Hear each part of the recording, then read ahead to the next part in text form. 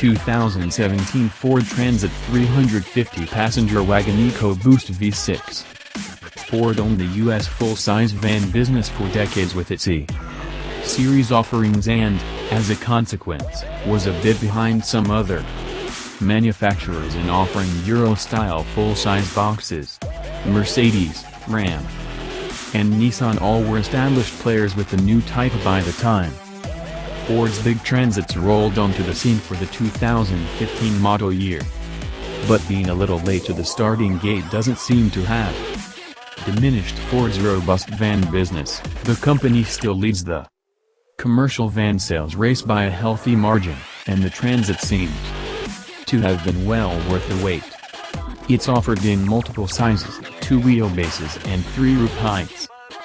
With 3 engine options, including a diesel, Ford offers single and dual-wheel rear axles and the choice of either cargo, van, or passenger wagon versions. The latter is available in 4 seating configurations capable of accommodating between 8 and 15 occupants. That would seem to cover the basic van market. The competition, by the way, includes no direct answer from General Motors, which still peddles the old-school Chevrolet Express, GMC Savannah vans that were all new in 1996. A dozen seats. Our test unit was a mid-roof, long-wheelbase 350-passenger wagon XLT, meaning it was nearly 6 feet in interior height from the floor to the ceiling. If you need to transport basketball players, the high-roof version adds 9 more inches. Who has a need for a van such as this? Pole vault squads? Fly fishing teams? Resorts, maybe, or church? Schools? Whatever its use case, there were seats for a dozen an hour. Van, arranged in 4 rows, 2 up front, 3 in the second row, 3 in the third, 2 on the left with an aisle separating the right-hand seat, and 4 on a bench spanning the rear. The available 15-seat configuration adds another row of 3 seats and an industry-first 5-row curtain airbag, but it has only 73 cubic feet of cargo space behind the rearmost seats, in mid-roof, long wheelbase configuration, compared with the 94 cubic feet in the van we tested. Need more?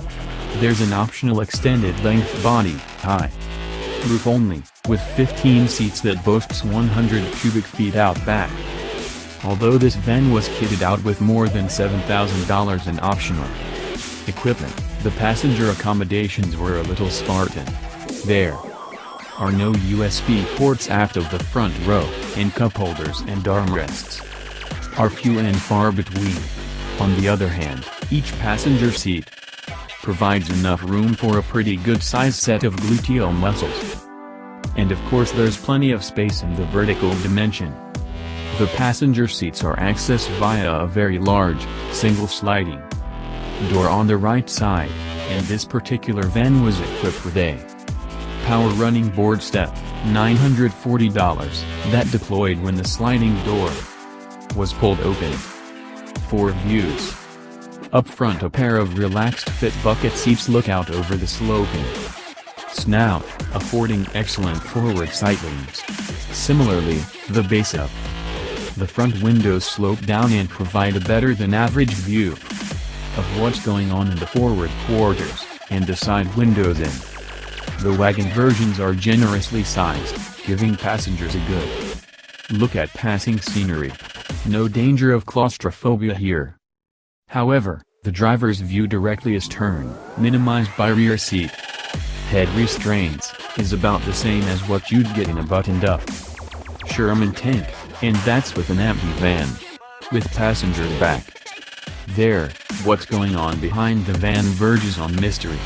The standard rear view camera in this vehicle is more than supplementary, it's essential. That also goes for the exterior warning chime that activates when the driver engages reverse, a $125 option. However, just putting it in drive and tramping on the throttle produces surprising results. Going from 0 to 60 miles per hour in 7.6 seconds with something this size. It weighs more than 3 tons. Empty is quite startling. It was a bit more startling in the seriously empty cargo version we tested, which weighs 849 pounds less and hit 60 miles per hour in 6.8 seconds.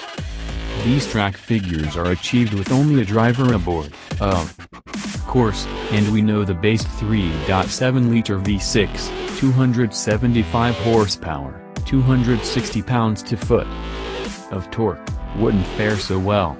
But this van, like that cargo version, was equipped with the optional 3.5-liter EcoBoost a turbocharged gasoline-fueled V6 that huffs up more torque, 400 pounds-foot, than even the third available engine, a turbo diesel 3.2-liter inline-5, making 185 horsepower and 350 pounds-to-foot that proved to be the segment's diesel acceleration king in a free van comparison test.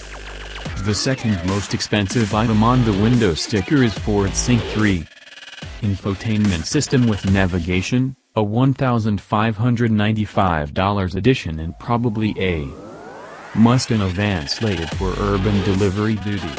All told, the extras added up to $7,255, for a grand total of $49,220. That may seem a little stiff for a vehicle that is essentially utilitarian, but it's in line with similarly equipped models from the competition, and fleets no doubt can receive a bulk discount. The Ford Econoline and Club Wagon ruled the U.S. full-size van biz for at least 2 generations, as in human generations. It looks as if the Transit era will sustain the family tradition.